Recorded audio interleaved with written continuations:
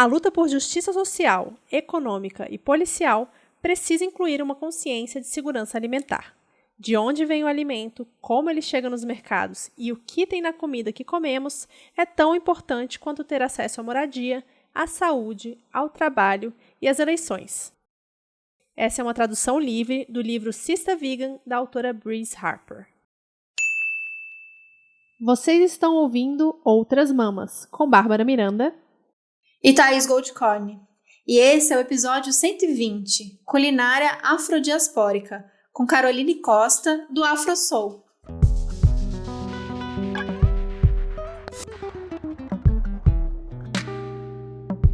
Ei, gente, recadinho importante. Vocês estão ouvindo esse episódio na Aurelo? Já sabem que a gente está lá na plataforma brasileira que, diferente das outras plataformas, remunera o criador de conteúdo para cada play que vocês dão nos episódios. Além disso, vocês podem apoiar o seu podcast favorito pela plataforma mesmo, pelo aplicativo. Lá fica tudo junto. Então, você ouviu esse play, já volta para a gente mesmo em remuneração e, além disso, você pode apoiar através do aplicativo mesmo. Ao apoiar Outras Mamas, vocês vão ter acesso a episódios exclusivos que são gravados especialmente para você, apoiador da Aurelo. Então, corre lá e dê o play no Outras Mamas na Aurelo. Caroline Costa é cozinheira, bailarina, turismóloga da Baixada Fluminense, apaixonada por cozinha e pelos estudos da culinária afrodiaspórica, saúde e conflitos ambientais. Em 2017, ela criou o perfil AfroSoul para compartilhar seu processo de transição alimentar e hoje ajuda milhares de pessoas a fazer pratos deliciosos em uma alimentação à base de vegetais, como ela diz, comida que tem identidade, sabor, cor e afeto. Além disso, ela ministra oficinas e consultorias individuais e lançou um livro digital chamado Uma Cozinha de Amor. Carol, muito bem-vinda a Outras Mamas. A gente está muito feliz de você estar aqui. Você está na lista desde o início do ano para gravar com a gente. E a gente realmente está muito feliz que você está aqui para compartilhar a sua história e contar um pouquinho sobre o seu trabalho. Então, a gente queria que você contasse um pouco mais sobre você e especialmente sobre a culinária, toda a sua questão com a culinária, a história do AfroSoul. E aí, já emendando para você contar sobre o que é uma culinária afrodiaspórica. Oi, gente. É um prazer estar aqui. Fico muito feliz assim, com o convite. E, cara, AfroSoul foi uma coisa muito da vida, assim. Eu sempre me interessei por temas ambientais, né?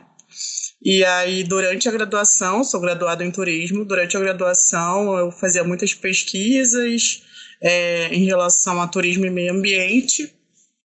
E geralmente foi a partir desses estudos, né, dentro do campo de meio ambiente, eu comecei a me interessar sobre conflitos socioambientais e educação ambiental.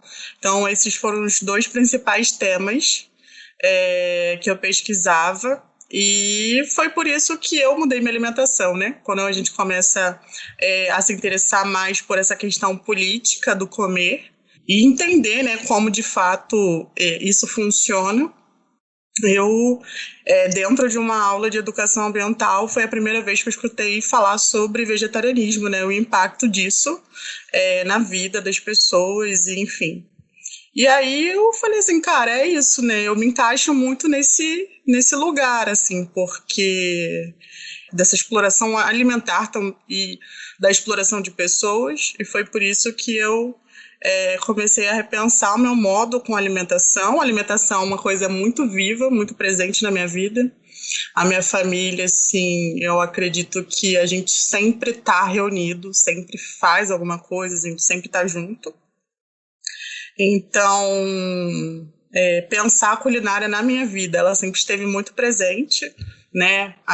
Pensar na minha mãe, pensar na minha avó, pensar nas nossas celebrações, não só em festas de aniversário, né? Mas qualquer coisa. Eu passei para a faculdade pública, então a gente vai fazer o encontro, né? A gente vai fazer uma comida.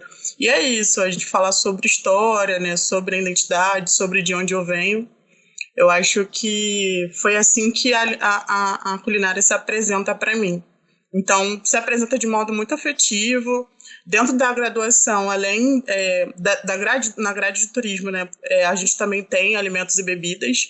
Então, eu, na época, não tinha uma alimentação de base vegetal, mas né, eu tive cursos específicos, né, técnicas de gastronomia e tudo mais, aqui no Brasil e também quando eu pude fazer intercâmbio. Então, a culinária esteve muito presente. E aí, quando eu finalizei a graduação e comecei a fazer pesquisa sobre conflitos socioambientais, eu entendi que eu precisava conhecer outras pessoas, né? E nisso, eu falei, cara, poxa, eu vou mudar minha alimentação. E eu sou da Baixada Fluminense, não conheço ninguém que tenha uma alimentação de base vegetal. O que eu vou fazer? Como é que eu vou me virar, assim, sabe? A minha família super me apoiou, assim, foi muito tranquilo. Acho que a galera meio que, isso vai passar, sabe? Isso é uma fase, ela tá mudando. Mas não, né? Sim. Mas não. Clássico. Foi uma escolha bem real, assim, pra mim. Bem decisiva, né? Porque é a forma de me expressar também. Então, eu falei assim, cara, eu preciso fazer isso, né? Como é que eu vou fazer? E eu comecei a pesquisar na internet. Eu falei, cara, como é que eu vou fazer isso, né? Preta, na periférica, como que isso vai acontecer? O que eu vou comer? Isso é muito louco, né? Acho que todo mundo se faz essa pergunta na primeira vez que quando a gente vai passar por essa transição alimentar. Então, eu fui buscando na internet mesmo, fui me virando. Eu falei, cara, vou vendo aqui o que eu consigo fazer, né? Como é que eu vou poder substituir, né, entre aspas, as proteínas animais e tudo mais, né? Que a gente fica nessa necessidade de produtos industrializados, né? Assim que a gente faz esse processo de transição alimentar, a gente fica muito preso a isso, né? Como se fosse realmente uma falta, que fosse fazer falta. E aí, nesse meio tempo, eu comecei a procurar no Facebook também. Eu falei, cara, deve ter alguém, né, que tá nesse mesmo estilo de vida e tudo mais. E também acredita nessa forma de se alimentar. E aí eu conheci algumas pessoas. Tinha um grupo, assim, bem parado, por sinal, no Facebook, daqui da Baixada. E eu comecei cara, eu vou falar com essa galera aqui, porque eles vão poder me ajudar, né? Porque eu não sei nem como começar, como que eu vou começar? E nisso o grupo começou a ficar um pouco mais ativo e alguém criou, uma pessoa que eu não conheço até hoje, criou um evento, assim, bem aleatório. Era um piquenique vegano pra galera se encontrar e trocar comida, trocar ideia, e é isso. E aí eu falei assim, então vamos, né? Vai acontecer. E no dia a gente até então não tinha nenhum grupo, não tinha grupo de WhatsApp nem nada. A gente só tinha esse grupo no Facebook. E no dia meio que a pessoa sumiu. Aí eu falei, cara, será que é pra gente ir mesmo? Será que é pra gente se encontrar e tudo mais? Aí eu falei assim, cara, eu já fiz as coisas, né? O primeiro prato que eu fiz foi uma coxinha de jaca. E nisso pedi pra minha mãe pra me ajudar. Eu falei, cara, queria muito experimentar. E aqui perto de casa a gente tem alguns vizinhos que tem jaca. Então eu falei assim, cara, eu vou fazer, sabe? Porque eu quero impressionar essa galera. Começou ousada já. Isso que eu ia falar. Aí nisso a gente fez. A princípio estava marcado para um horário. A gente chegou bem tarde. Foram 4 pessoas. E aí a gente começou a conversar, e eu falei, cara, isso tem potencial, né? A gente precisa conversar, a gente precisa se organizar aqui na Baixada, fazer com que a gente possa compartilhar nossa comida com outras pessoas, poder trocar receitas, poder fazer com que essa informação chegue às pessoas, assim, né? Porque quando chega na gente, ela chega com aquele caráter branco, elitista e tudo mais, né? Não chega como uma alternativa de você se alimentar melhor, né? Não chega com o impacto da informação que a gente vai pensar de forma política em relação ao alimento. Então, de que forma a gente pode compartilhar essa informação com as pessoas sem ser invasivo, sem ser segregador, sem falar, nossa, você está fazendo tudo errado, né? Porque existe também uma postura de soberba, uma postura de fazer melhor que o outro, né? De ser melhor que o outro quando a gente vai falar sobre alimentação, né? E aí eu acho que faltava, né? Faltava esse movimento e a gente, cara, e aí cresceu, assim, foi bem legal. E outras pessoas começaram a participar, pessoas que não tinham uma alimentação de base vegetal. E aí, não, eu quero participar porque eu quero comer melhor, eu quero entender como é que funciona mesmo essa questão das políticas alimentares existentes, de como eu posso ajudar os pequenos produtores da minha comunidade, né, de como a gente pode se conectar a partir disso, desses encontros, como a gente também pode fazer com que esse lugar, né, não seja apenas uma cidade dormitório, porque a Baixada é conhecida como cidade dormitório, né? Desse deslocamento para o centro. O que a gente vai fazer final de semana na Baixada? A gente vai para o centro também, porque já que não tem nada na Baixada, né? A gente vai continuar fazendo esse mesmo movimento. Então, como fazer com que a gente fique no lugar onde a gente mora? Então, foi isso, assim, muitas pessoas passaram por esses encontros, né? A princípio eram apenas piqueniques para a gente levar comida, mas depois eu fiquei pensando, cara, a gente precisa, né, ter uma motivação além disso.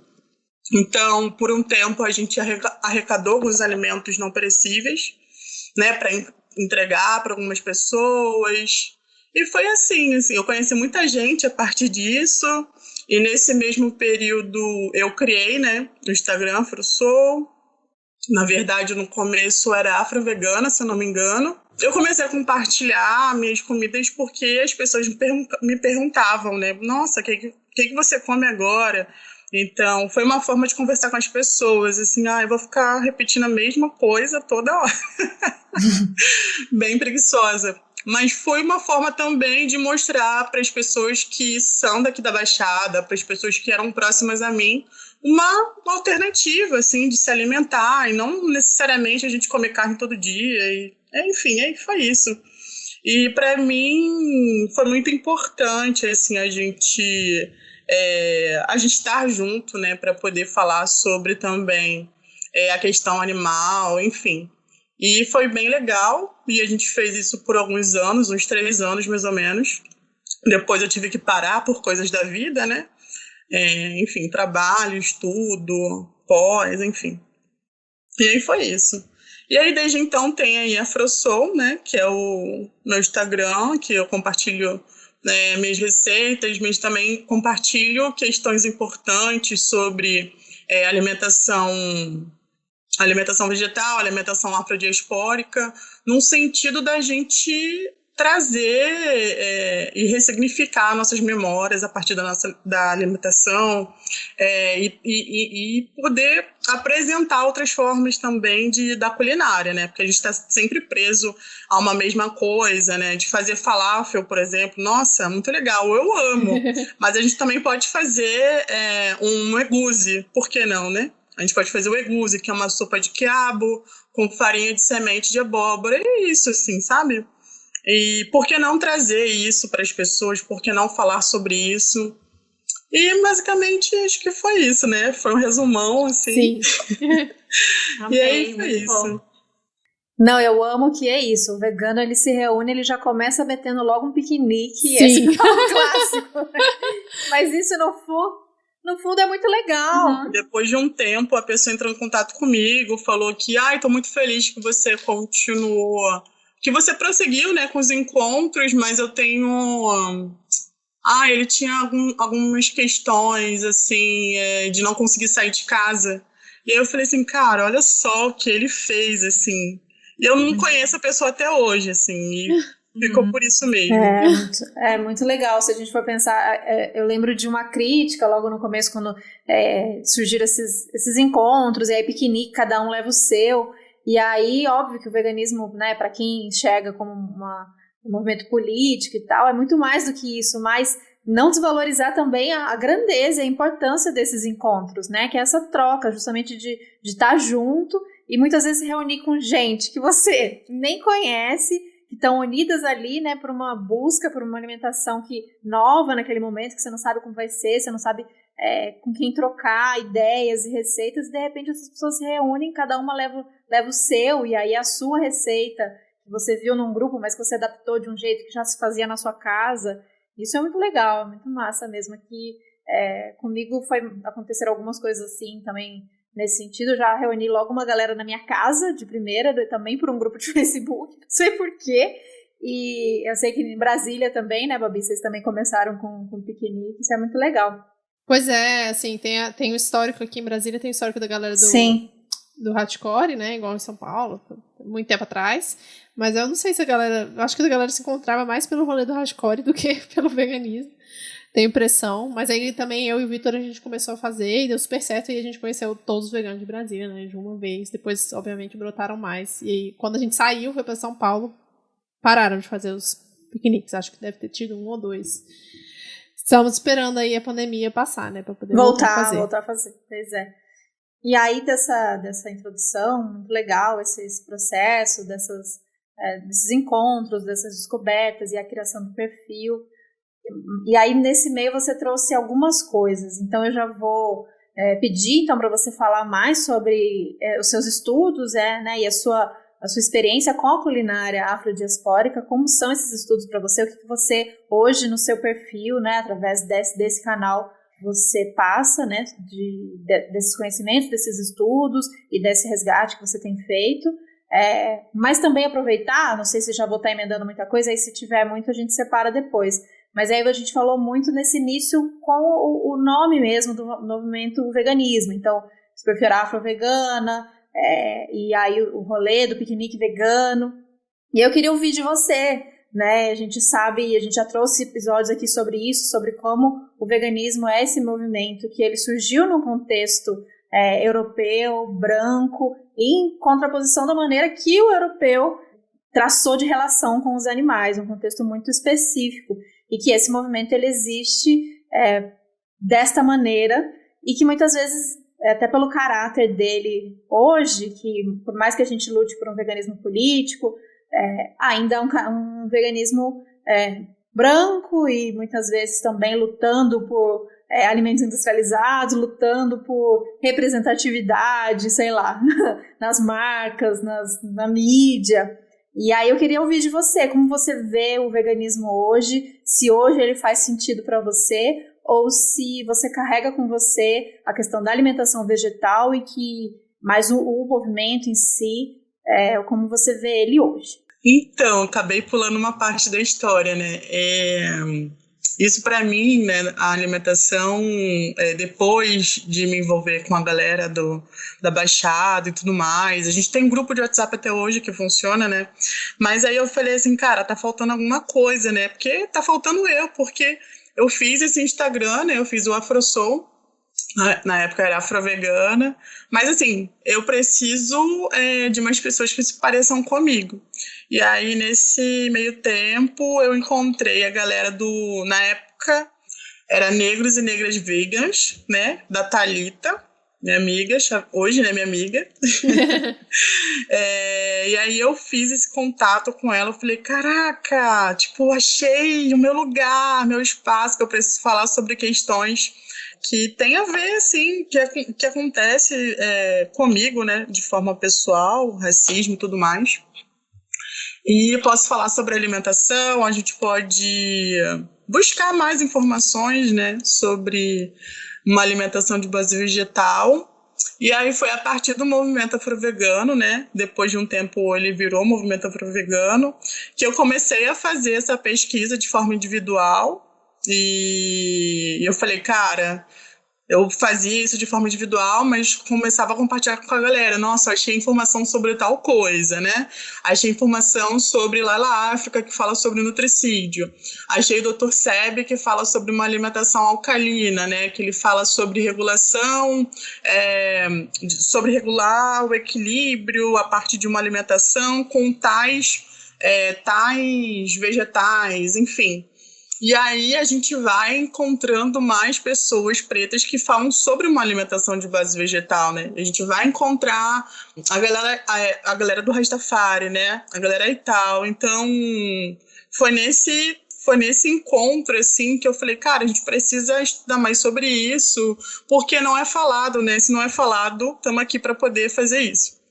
Então, foi nesse momento que a gente encontrou, né, esses mestres da alimentação. Tem o próprio Arislatã, que também tem uma alimentação totalmente viva, e é importante, né, a gente trazer esse conhecimento para a comunidade preta, porque não é um assunto que é discutido. Tem um Aquiwanis também, que segue a mesma linha, parecida do Dr. Sebi. Tem a Cunhafa, né, que vai falar sobre a mulher sagrada e vai falar sobre uma alimentação de base vegetal. Então, foi nesse momento, né, que eu comecei a estudar mais sobre pessoas pretas que falassem sobre alimentação. E aí a gente começa a se orientar a partir de um outro olhar.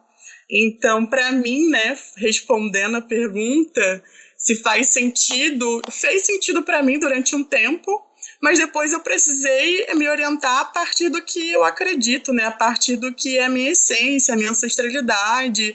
Então, de acordo com o conhecimento que já existia, mas não chegava até a gente, né? Então, por um tempo, eu fazia parte também, né, da organização do movimento afro-vegano. A gente fez inúmeros encontros, assim, para poder também trazer a galera que é empreendedora, que fala, né, sobre alimentação vegetal, e tem um trabalho voltado para isso, né, voltado para trabalhos naturais, de uma forma geral, para a gente começar a discutir sobre esse conhecimento que não é compartilhado, né, que não é de fácil acesso, até porque os livros são bem caros. Então, eu comecei a comprar os livros.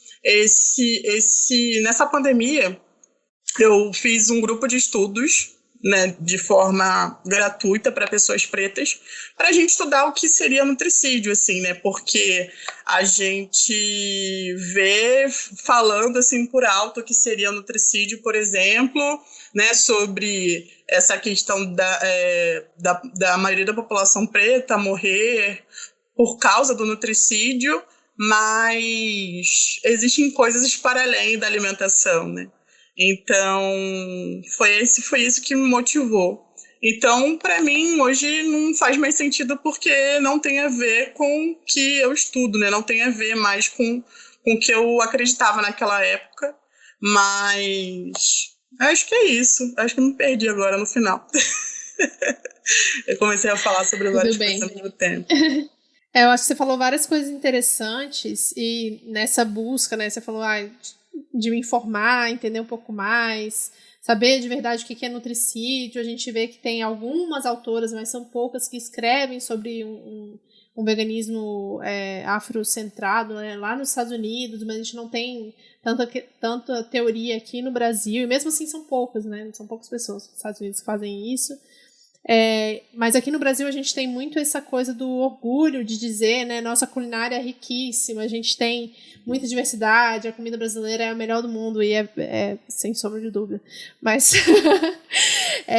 a gente ignora toda a contribuição, né, que tem da culinária africana para a gastronomia. Estamos falando aí de muitos pratos que têm origem dos povos que foram escravizados aqui, né, que foram trazidos para o Brasil da África.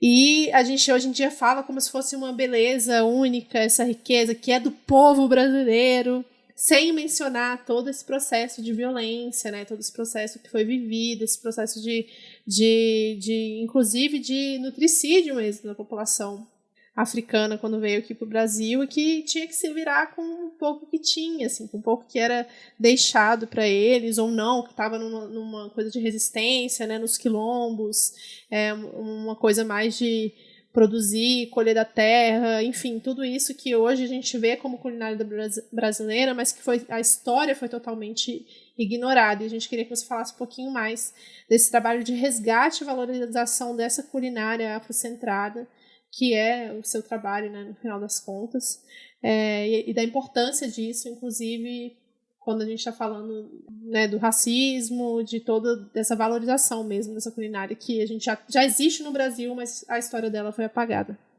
Desculpa, me embolei toda.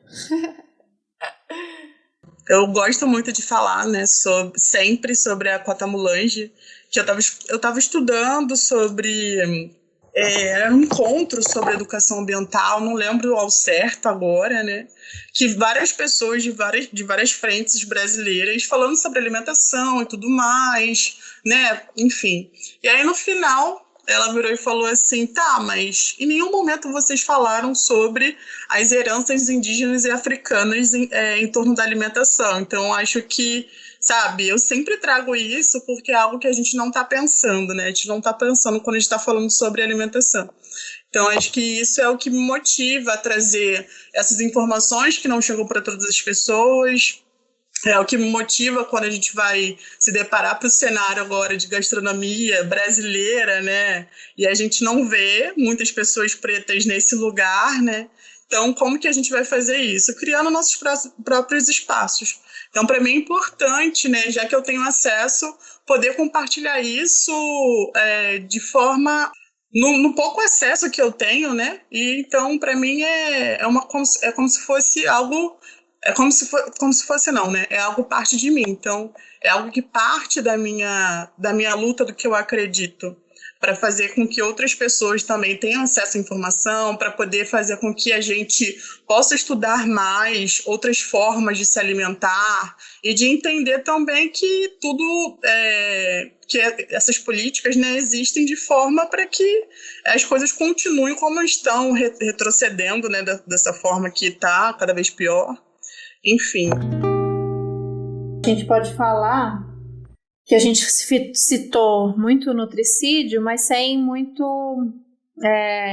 explicar, talvez quem esteja ouvindo a gente não saiba. Então, bom, primeira sugestão que eu vou fazer para quem está ouvindo a gente, se não conhece, caso não conheça, né, eu acredito que conheça, mas caso não conheça, Carol e o perfil, vai lá porque tem muita informação, está tudo organizado em guia, lá tem as guias, desde receita até essas informações sobre essas pessoas, essas produções e do que a gente está falando aqui, do que ela está contando para a gente.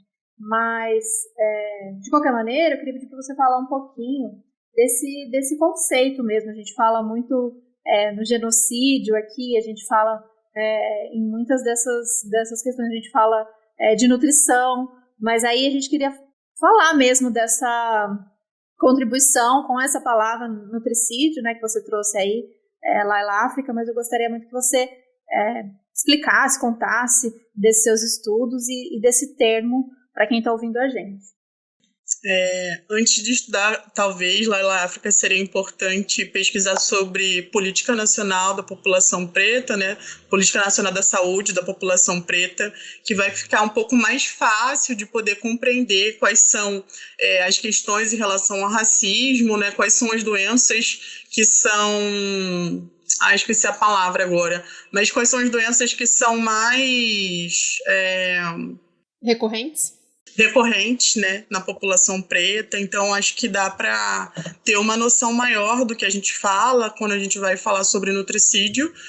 De forma geral, nutricídio seria o genocídio nutricional de pessoas africanas. É um estudo feito especificamente por Laila África, mas a gente vai falar para além da alimentação, né? Quais foram os impactos do racismo, quais foram os impactos da escravização para a população preta em geral, né, em relação à família, né, à cultura, todas as coisas que se perderam e que agora a gente está tentando retomar, né, ressignificar o nosso lugar. Então, de forma geral, mais ou menos isso. Certo, e uma das coisas você menciona em doenças, né, que são mais recorrentes, tem uma questão do consumo do leite de vaca, né, que essa coisa da intolerância à lactose, na real, somos todos, né, intolerantes à lactose, mas tem alguma população na Europa que conseguia tolerar melhor, porque tinha lactase até mais tempo na vida adulta, e a partir desse exemplo, né? Porque se essa figura desse cidadão europeu que conseguia digerir um pouquinho melhor esse leite de vaca na vida adulta, é como se isso fosse bem digerido pela população toda e não é verdade, né? E a gente sabe que o consumo de leite de vaca, na maioria da população, enfim, a maioria tem consequências que a gente conhece, né? Eu era essa pessoa que vivia inchada, vivia mal, vivia de enjoo, vivia de gases, e, enfim, aí você descobre como se fosse alguma parcela das pessoas, você é intolerante à lactose, mas, enfim, a maioria de nós somos. E aí tem toda essa questão, entre outras coisas, né? Se a gente fala, como a Babi trouxe também, dessa alimentação para a população aqui nas Américas, que eram as carnes, por exemplo, né? Quais carnes eram consumidas. Então, a gente falou antes de começar a gravar, e aí queria que você falasse também do documentário que está na Netflix, Hide on the Hog, e aí eles mostram isso, né, da questão das outras partes das carnes, as partes não nobres, vamos dizer assim. Então, pé, pescoço, que era o que seria destinado ao lixo, né, porque eles não consumiam.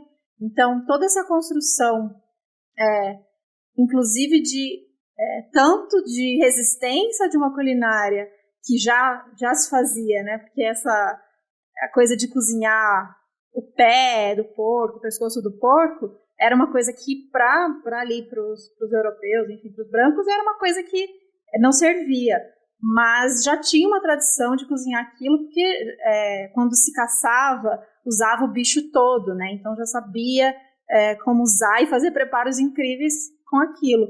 Por outro lado, outras coisas, já como leite, por exemplo, uma coisa que foi colocada, mas que não, e posteriormente os industrializados, que não fazem bem mesmo, e aí vai rolar esse processo de apagamento e de colocar mesmo essa alimentação como se a gente sempre tivesse comido isso, ou como se não tivesse escolha. Então, eu queria que você falasse um pouquinho do documentário, contasse para as pessoas qual é desse documentário, o que você achou dele, né? E um pouco dessa questão, dessa resistência, dessa preservação da história através da culinária, de passar por esses processos, tantos que aconteceram lá nesse momento, quando essa população foi trazida à força para a América, mas até hoje, né, que isso não é um processo que ele teve fim, não é um processo que ele acabou, ele é um processo que existe até hoje. A gente vai falar em envenenamento hoje em dia, com os agrotóxicos, com a alimentação ultraprocessada, enfim, vamos pensar um pouco por esse lado de que essa história não acabou ali, né? O documentário Hide on the Hog para mim foi algo bem curioso, assim. A princípio eu pensava que seria um documentário sobre culinária apenas, né, e não traria todo esse sentimento, memória, tradição ancestral, né, de fazer um estudo, né, um pouco um resumão assim do que seria a alimentação africana e toda a influência na diáspora. Então, a primeira coisa assim que me chama a atenção foi a Jessica B. Harris, que tem um trabalho incrível, né? Infelizmente ainda não consegui comprar o livro, mas estamos aí para conseguir, assim, que ela faz um estudo específico sobre o sabor, né? O sabor da África, o sabor de cada lugar, né, de cada país específico, e é bem interessante como ela vai trazer isso junto com o Stefan, né, e para mim acho que a primeira questão que é abordada assim no documentário, essa questão ancestral, né, de ter reverência e de ser grato aos ancestrais, né, desse retorno, para mim é um impacto muito grande, assim. É uma das cenas que mais me emocionam de verdade, né? Quando ele faz aquele trajeto por onde as pessoas foram escravizadas, né? Foram levadas, né? Sem retorno. E, enfim, aquele momento, assim, para mim é bem espiritual, assim, acho que é muito importante e é bem impactante como a gente fala sobre a nossa história. E aí, o documentário em si, para mim, é muito interessante quando vai falar sobre cada alimento, né? O quiabo, que é uma das coisas que eu mais gosto. E vai falar sobre o arroz também, né? Sobre os feijões, enfim. eu acho que vale a pena todo mundo assistir. E eu fiquei um pouco insistindo, né, para que as pessoas pudessem ver também. Não foi um documentário que foi muito falado. Uhum. Tem algumas coisas que são um pouco esquisitas, né? Quando eles vão falar sobre o reinado do arroz, e aí foi um dos motivos por escravização, né? Num campo, esqueci o lugar agora em específico, e aí você vê uma pessoa branca que ainda reproduz esse tipo de alimentação, e eles vão fazer eles vão nesse lugar, né? Vão fazer uma entrevista com um cara e... Enfim, aquilo eu falei assim, não acredito, sabe? É meio que como se as coisas estivessem repetindo, né? E aí Sim. aquela manutenção de poder, e aí, sabe? Eu não conseguiria nem estar no mesmo espaço. Mas meio que acendeu uma luzinha, assim. Eu falei, cara, você é uma pessoa branca que continua nessa produção do arroz e tudo mais. Então são coisas que eu fiquei um pouco... Eu achei interessante também a história de como... Agora eu esqueci o nome, mas a história de como um povo, né, conseguiu se salvar desse processo escravizatório, e aí existem as magias e os encantamentos por trás daquele, né, desse lugar de ser salvo, né, de salvação, e como tudo está ligado à alimentação. Então acho muito importante, assim, como um processo da gente entender um pouco como funciona, porque talvez a gente tenha uma noção muito ligada à cozinha brasileira, né, e se repete isso, cozinha brasileira, sem dizer de fato que cozinha é essa. E quando a gente vai falar sobre cozinha africana ou afro-brasileira, né, a gente olha para a Bahia, né? A gente vai repetindo isso. Uhum. E aí eu falei, cara, né, vamos trazer outros pratos, vamos discutir um pouco sobre kewelele, acho que se fala, mas que se repete em outros países africanos, que é uma banana apimentada com dendê, mas ela se repete com nomes diferentes, mas são os mesmos pratos, né? Então... Tá em contato com essa culinária, buscar estudar mais sobre isso, é uma forma de compartilhar conhecimento, assim, sobre também o que não é tão fácil para mim, né? Então, por isso que eu acho que me acendeu esse lugar de poder falar sobre culinária afrodiaspórica, né? Sobre todos os impactos da culinária africana, não só no Brasil, mas em outros lugares, que acabam se repetindo, né? Os pratos se repetem. O acarajé, ele vai ser o acará lá na Nigéria, enfim. Ele vai ser o cozi na Gana. E o cozi, ele é feito com a casca do feijão, né? Coisa que a gente, nossa, não pode ter a casca do feijão na acarajé, mas o cozi... Eu falei assim, gente, eu vou fazer cozi pra sempre, né? Porque Muito mais fácil. vamos tirar a casca do feijão. Então é isso, é como os pratos se repetem, né? E são a nossa história, né? São um pouco... são as coisas que fazem parte da nossa comunidade, enfim. Então, é importante falar sobre isso, é importante fugir do óbvio, né? A gente vê como as coisas acabam se repetindo, e, enfim, para mim é interessante poder estudar sobre isso, poder falar com outras pessoas que também têm esse mesmo propósito, né? De você estudar mais sobre a saúde holística africana, de estudar como são feitos, né, os produtos, como são feitos produtos naturais, e que tem a ver com a nossa espiritualidade, né, que tem a ver com a nossa ancestralidade, que não é nada novo, né, só é pouco estudado, só é pouco compartilhado. Eu acho que a gente está nesse caminho, assim, de poder resgatar, de ressignificar a nossa memória, né, de poder olhar e ver também ancestral os nossos pais, os nossos avós, e trazer, assim, talvez o que não é falado, né, o que está um pouco no esquecimento. Eu acho que é isso.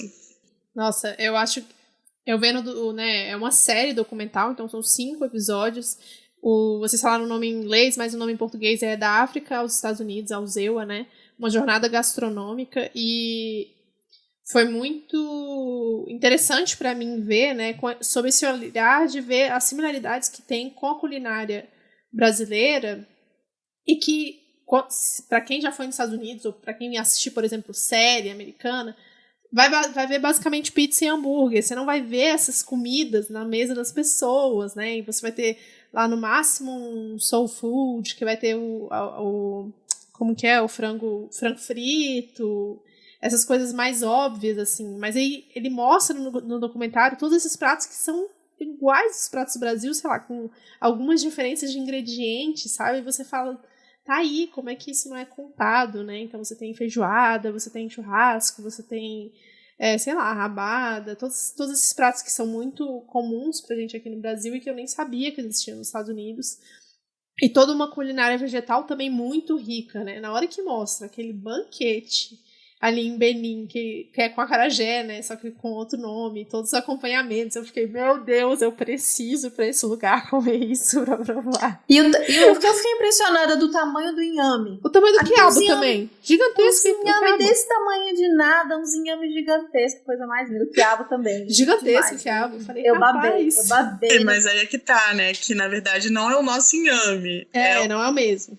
Não é o mesmo inhame, aquele outro grande, cará, né, no caso. Ah, é o cará. É diferente, que tem... Também aqui o povo no Brasil confunde, lá nos Estados Unidos eles fizeram a substituição pela batata doce, né? Laranja, sim, que pra mim é a mais gostosa de todas. Que também uns batatão doce, né? Nossa, a batata doce que eles fazem no churrasco. Uhum. Aliás, gente, fica a recomendação. A gente que não come carne, tem essas questões tudo com as imagens, mas tem tanta coisa linda. A hora que eles estão fazendo churrasco, ignora, você viu um pouco que você ignora, mas a batata doce, ela sai da churrasqueira brilhando e com aquela aparência de que ela tá derretida, assim, eu babei muito. Não, e a salada que eles fazem com folha de nabo, e eu fiquei, salada com folha de nabo? Mas nabo, assim, uma coisa comum, assim? Onde tem folha de nabo? O nabo que a gente compra no mercado vem com folha? Porque eu acho que eu nunca vi um nabo com folha. Verdade. Agora eu quero fazer o diabo dessa salada e eu preciso achar essas folhas de nabo. Ai, tem isso. Tem essa dificuldade que a Thaís falou, né, de ver muito bicho morto, que é ruim pra quem tá há muito tempo aí no veganismo, ou também não, pra quem é vegano, pra quem é vegetariano. É difícil de ver, mas se você olhar pelo aspecto da história, né, toda a questão racial que ele traz é muito interessante. Eu achei muito curioso também eles falando sobre como que as famílias negras que começaram com um negócio de catering, né, de buffet. Achei o máximo isso, o máximo na Filadélfia. E a questão dos 2 chefes, que foram os primeiros chefes celebridades negros dos Estados Unidos, que era o chefe de cozinha do George Washington e do Thomas Jefferson, eu acho, se eu não me engano. Eu posso estar falando errado, mas foram presidentes dos Estados Unidos e eles ficaram muito famosos pela culinária deles. Achei bem legal, assim. E a importância, a riqueza e a variedade de Benin, né? Eu não conhecia, não tinha um país também pequeno, não. Eu não tinha essa noção.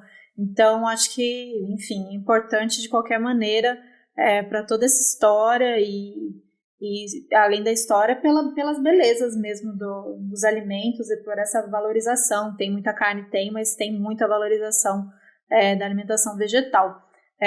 Eu queria puxar esse gancho, já que eles falam bastante desse comer para além dos nutrientes, né? Essa coisa da reunião, o comer coletivo, o afeto, comer com a mão, esses encontros, essas trocas, de carregar com essa comida e honrar os que vieram antes, se conectar com os que vão vir depois. E aí eu queria que a gente aproveitasse esse momento, que você contasse pra gente, você falou um pouco no início, mas você lembra de alguma coisa que a sua alimentação de hoje te reconectou com a sua infância. Então, algo que era casa para você, mas que se aconteceu isso, né? Se é um momento você se desconectou, se desprendeu disso, ou mais que agora, depois de adulta, depois, enfim, da transição alimentar e agora com esses estudos mais aprofundados, se tem alguma coisa que você, seja hábito ou seja o alimento mesmo, ingrediente, que você se se reconectou com alguma coisa que é muito casa para você, que é muito sua infância? Se tem uma história assim. Então, como eu falei antes, né, celebrações familiares para mim é tudo. Então, foi um dos primeiros pratos, minha mãe fazia bastante angu com quiabo, para mim é tudo, assim. E só que antes era angu com frango e quiabo, né? E eu odiava. Nossa, eu falava, gente, era o pior dia. Eu falei assim, não acredito que hoje eu tenho isso na janta. E aí, hoje, pra mim, cara, é uma das comidas que eu mais gosto e é uma das memórias mais bonitas, assim, que eu tenho. Então, durante um tempo eu fiquei nessa, né? Eu falei, cara, nossa, eu descobri o egusi, né? Que é com quiabo e a gente faz um molho, né? Com quiabo, espinafre, a farinha de semente de abóbora e aí outros pratos também nigerianos, que a gente vai olhar o quiabo presente. Então, para mim, foi uma conexão real, assim, né, da minha infância, do que eu aprendi, né, porque todas as coisas que eu sei hoje, né, a maioria delas foi mais na questão do observar, né, então, de ver minha mãe fazendo e de perguntar como ela fazia e de poder reproduzir isso. Só que agora de uma forma mais intensa, né? Acho que quando eu virei essa chave da alimentação para uma alimentação vegetal, eu tive um olhar de cuidado mais para mim, assim, e de olhar também de poder valorizar esse momento sagrado que a gente tem de estar ali, de escolher, de quando escolhe o alimento, de quando prepara, de quando você convida alguém para poder comer junto, né? E de poder ter essa celebração, ainda que não seja nada festivo, nada muito grande. Ainda mais quando a gente vai olhar para esse lugar, né, de correria do dia a dia, de rotina, e que às vezes é difícil, né, a gente se alimentar de uma forma saudável. Eu acho que é o lugar assim, onde eu tenho paz, mas também eu compreendo esse cansaço da gente ter que fazer coisas muito elaboradas, assim, na correria do dia a dia, assim. E é algo que você está consciente, para mim é algo que eu estou consciente do que eu estou comendo, do que eu estou fazendo, sabe? De poder compreender ali aquele lugar, aquele tempo sendo gasto, entre aspas, como um momento também de autocuidado. Então, para mim, isso é muito importante, apesar de ter dias e dias, né, gente? Não são todos os dias que a gente vai estar felizona fazendo uma marmita para o dia seguinte trabalhar. Sim, com certeza. Carol, então, muito obrigada por esse papo. Estamos aqui encerrando, indo para o final. E aí eu queria saber se você tem alguma dica de livro, mais documentários, filmes, ou contar aí o que vai rolar no seu perfil. Eu já vi que vai ter uma oficina de pão sem glúten, fiquei muito curiosa, para falar a verdade. Então, conta pra gente o que vai rolar, o que você tem de novidade aí, o que você puder contar. Ai, gente, eu agradeço. Foi muito bom esse bate-papo com vocês. Então, meu perfil eu tenho desde 2017, AfroSoul, para vocês acompanharem, quem tiver interesse nessa busca, né, por uma alimentação voltada para esse olhar afrodiaspórico. Cara, dica de documentário tem o Ryan de Hog, né, que é esse da África para os Estados Unidos, tem o Invisible Vegan, que é um documentário que até a galera do MAV, né, do Movimento Afro-Vegano, a gente traduziu um ano atrás, mais ou menos. Mas mais ou menos isso. Um ano não, né? Que são 2 anos agora que não dá pra fazer conta direito. A pandemia estragou isso. Um ano que não existiu. Tem o Invisible Vegan, que dá pra você buscar no YouTube, e aí são vários pedaços, são vários capítulos separados, e dá pra você colocar legenda também. Então é bem interessante. Livro tem da Queen Afua, que é Sacred Woman, Mulher Sagrada. Tem o Imbib's Kitchen, que eu já compartilhei muitas receitas lá no meu Instagram, que é um livro, né, da Hawa Hassan, que ela vai fazer um apanhado de vários lugares da África E vai trazer a história de mulheres, né? E da sua cozinha e dos impactos de cada lugar. Esse livro é incrível. Eu acho, assim, sabe, necessário. Tem o Through the Eyes of an African Chef, que é da Nompumelelo. Eu tô copiando aqui, eu tô copiando as coisas que eu tô na minha prateleira. Sim. O nome dela é Nompumelelo. Por trás de um olhar de uma chefe africana, né? É bem interessante que ela vai falar sobre essa questão de alimentação. Os 2 livros são de culinária geral, tá? Eu tô compartilhando, às vezes as pessoas vão comprar pensando que é especificamente de alimentação vegetal, mas não, é geral. Mas traz alguns pratos totalmente vegetais e de vários países africanos, é bem interessante. Tem o Nutricídio, né, do Laila África. Tem Sabores da África, que é da chefe Dorinda Hafner, que ela vai falar também sobre esse reencontro com a cozinha e ela ser uma mulher africana que mora na Austrália, enfim. É muito interessante a gente poder ler mais, né, sobre autores africanos, e são investimentos, assim, eu falo para mim que, cara, eu parcelo em várias vezes, mas são livros muito importantes para mim.